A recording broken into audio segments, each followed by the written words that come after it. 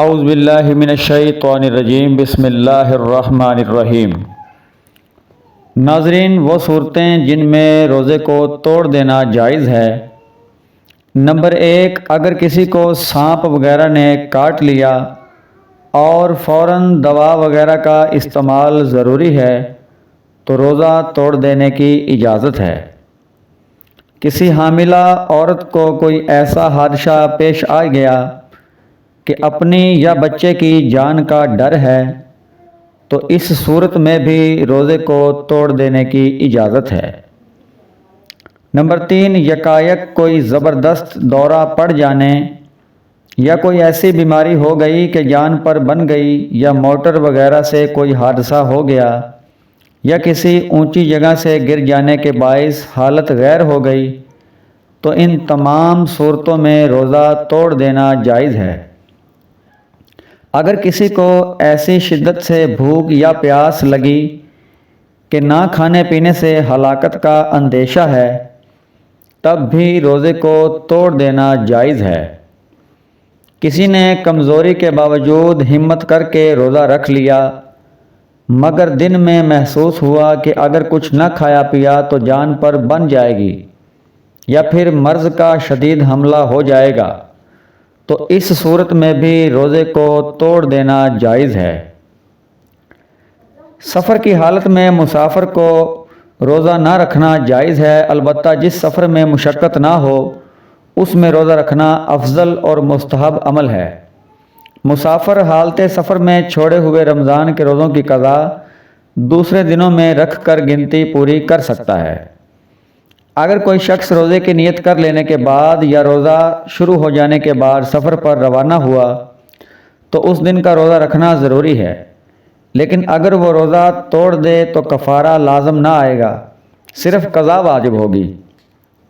اگر کوئی مسافر نصف النہار سے پہلے کہیں مقیم ہو جائے اور اس وقت تک اس نے روزے فاسد کرنے والا کوئی کام نہیں کیا، تب بھی اس کے لیے اس دن کا روزہ رکھنا ضروری ہے، البتہ وہ روزہ فاسد کر دے گا تو کفارہ واجب نہیں ہے۔ اگر کوئی مسافر کسی مقام پر کچھ دن قیام کا ارادہ کر لے، خواہ 15 دن سے کم کا ہی ارادہ ہو، تب بھی بہتر یہ ہے کہ وہ روزہ رکھے۔ ان ایام میں روزہ نہ رکھنا مکروہ ہے۔ اگر 15 دن یا اس سے زیادہ قیام کا ارادہ کرے تو پھر اس کے لیے روزہ نہ رکھنا جائز نہیں۔ اگر روزہ رکھنے سے کسی بیماری کے پیدا ہو جانے کا اندیشہ ہو یا یہ خیال ہو کہ دوا یا غذا نہ ملنے سے بیماری بڑھ جائے گی یا دیر میں صحت حاصل ہوگی، تو ان تمام صورتوں میں روزہ نہ رکھنے کی اجازت ہے۔ عورت کے لیے حیض و نفاس کی حالت میں روزہ رکھنا جائز نہیں۔ ان دونوں حالتوں میں نمازیں تو بالکل معاف ہیں، نمازوں کی قضا نہیں، لیکن رمضان کے روزوں کی قضا دوسرے دنوں میں رکھنا فرض ہے۔ اگر محنت و مشقت کی وجہ سے جان ہلاک ہونے کا اندیشہ ہو یا کوئی ظالم مجبور کر رہا ہو کہ اگر تو نے روزہ رکھا تو جان سے مار ڈالوں گا، تو ایسے شخص کے لیے اجازت ہے کہ روزہ نہ رکھے۔ اگر کسی پر بے ہوشی طاری ہو جائے اور کئی دن تک یہی صورتحال رہے تو اس صورت میں جو روزے رہ جائیں گے ان کی قضا واجب ہے۔ اگر کسی حاملہ عورت کو یہ گمان ہو کہ اگر وہ روزہ رکھے گی تو اسے نقصان پہنچے گا یا بچے کو نقصان پہنچے گا تو اس کے لیے روزہ نہ رکھنا جائز ہے، بعد میں قضا روزہ رکھے۔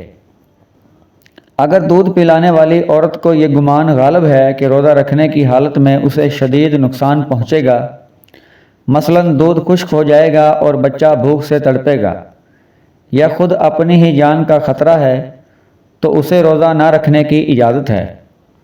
اگر اجرت دے کر دودھ پلوایا جا سکتا ہے اور بچہ بھی کسی دوسری عورت کا دودھ پی لے تو پھر روزہ نہ رکھنا درست نہیں، البتہ اگر بچہ کسی دوسری عورت کا دودھ نہیں پیتا تو اس صورت میں روزہ چھوڑنا درست ہے۔ ایسی دودھ پلانے والی عورت رمضان شریف کے بعد ان روزوں کی قضا کرے۔ اگر کوئی شخص بھوک پیاس کی شدت سے اس قدر بے تاب اور نڈال ہو جائے کہ جان جانے کا خطرہ ہو یا عقل میں فطور آنے کا اندیشہ ہو، تو ایسی صورت میں روزہ نہ رکھنے کی اجازت ہے اور بعد میں قضا رکھے۔ اگر کوئی شخص بیماری کی وجہ سے اتنا ضعیف ہو گیا ہے کہ روزہ رکھنے سے دوبارہ بیمار ہو جانے کا گمان غالب ہے تو اس کے لیے اجازت ہے کہ روزہ نہ رکھے۔ اسی طرح اگر کوئی شخص بڑھاپے کی وجہ سے انتہائی کمزور ہو گیا ہے تو اس کے لیے اجازت ہے روزہ نہ رکھے، چونکہ ایسے ضعیف کے بارے میں یہ توقع نہیں کی جا سکتی کہ پھر وہ قوی اور تندرست ہو کر روزوں کی قضا رکھے گا۔ اس لیے اس پر واجب ہے کہ روزوں کا فدیہ ادا کرے، چاہے اسی وقت دے اور چاہے بعد میں ادا کرے۔ فدیہ کی مقدار وہی ہے جو صدقہ فطر کی ہے۔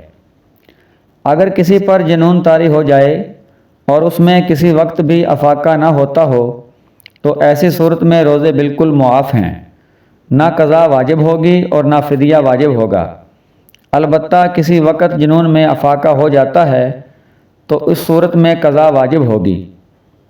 اگر دشمنان دین سے جہاد کی نیت ہو اور یہ خیال ہو کہ روزے رکھنے سے کمزوری آ جائے گی تو اس صورت میں بھی روزہ نہ رکھنے کی اجازت ہے۔